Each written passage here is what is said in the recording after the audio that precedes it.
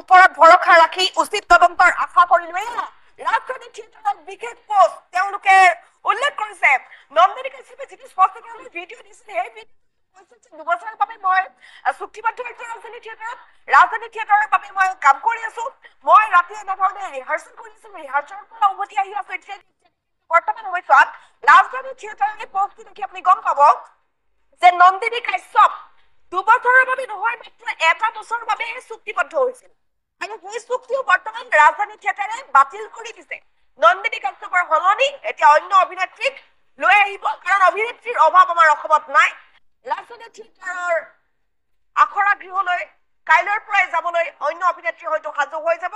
ৰাজধানী থিয়েটাৰ যিসকলে ভাল পায় তেওঁলোকে চাব, কিন্তু বৰ্তমান সময়ছোৱাত ৰাজধানী থিয়েটাৰৰ তৰফৰ পৰা কোৱা হৈছে নন্দিনী কাশ্যপ আৰু নাই। নন্দিনী কাশ্যপক বাতিল কৰিলে, নন্দিনী কাশ্যপক উলিয়াই দিলে ৰাজধানী থিয়েটাৰ। এই মুহূৰ্তৰ আটাইতকৈ ডাঙৰ খবৰ আমি জনাই আছো।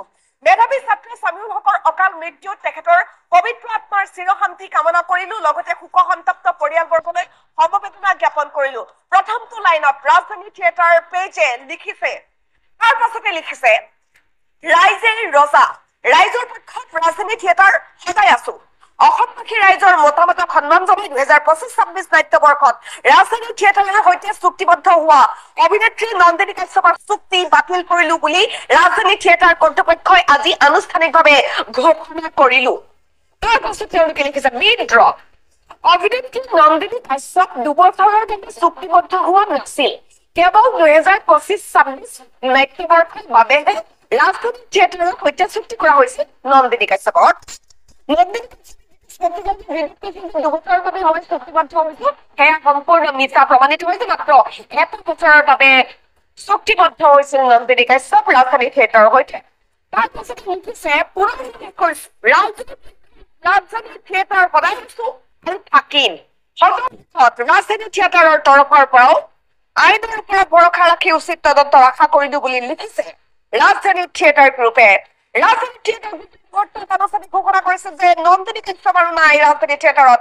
ৰাজধানী থিয়েটাৰৰ পৰা উলিয়াই দিয়া হৈছে নন্দিনী কাশ্যপক। নন্দিনী কাশ্যপৰ সৈতে হোৱা চুক্তি ৰাজধানী থিয়েটাৰে এই মুহূৰ্তত বাতিল কৰিছে। চামিউল হকৰ মৃত্যুৰ পাছতেই ৰাজধানী থিয়েটাৰে এই ডাঙৰ সিদ্ধান্ত গ্ৰহণ কৰিছে। ৰাজধানী থিয়েটাৰে কিছু মুহূৰ্তৰ পূৰ্বে এটা বিশেষ পোষ্ট কৰিছে ছচিয়েল মিডিয়াত, আৰু যিটো তেওঁলোকে লিখিছে যে নন্দিনী কাশ্যপ মাত্ৰ 1 বছৰৰ বাবে চুক্তিবদ্ধ হৈছিল, যিটো চুক্তিও তেওঁলোকে বৰ্তমান সময়ছোৱাত বাতিল কৰিছে। নন্দিনী কাশ্যপ কোনো ধৰণৰ 2 বছৰৰ বাবে চুক্তিবদ্ধ হোৱা নাছিল।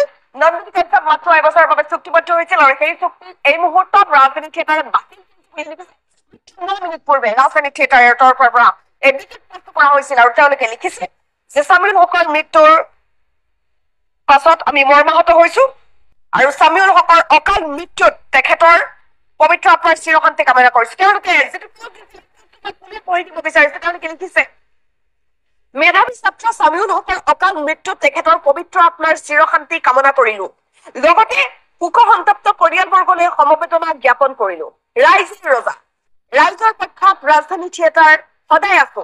অসমবাসী ৰাইজৰ মতামতক সন্মান জনাই 2025-26 নাট্যবৰ্ষত ৰাজধানী থিয়েটাৰৰ সৈতে চুক্তিবদ্ধ হোৱা অভিনেত্ৰী নন্দিনী কাশ্যপৰ চুক্তি বাতিল কৰিলো বুলি ৰাজধানী থিয়েটাৰ কৰ্তৃপক্ষই আজি আনুষ্ঠানিকভাৱে ঘোষণা কৰিলো। বিদ্ৰ, অভিনেত্ৰী নন্দিনী কাশ্যপ 2 বছৰৰ বাবে চুক্তিবদ্ধ হোৱা নাছিল। কেৱল 2025-26 নাট্যবৰ্ষৰ বাবেহে ৰাজধানী থিয়েটাৰৰ সৈতে চুক্তি কৰা হৈছিল নন্দিনী কাশ্যপক। পুনৰ উল্লেখ কৰিছো ৰাইজৰ পক্ষত ৰাজধানী থিয়েটাৰ সদায় আছো আৰু থাকিম। সদৌ শেষত ৰাজধানী থিয়েটাৰৰ তৰফৰ পৰাও আইনৰ ওপৰত ভৰসা ৰাখি উচিত তদন্তৰ আশা কৰিলো।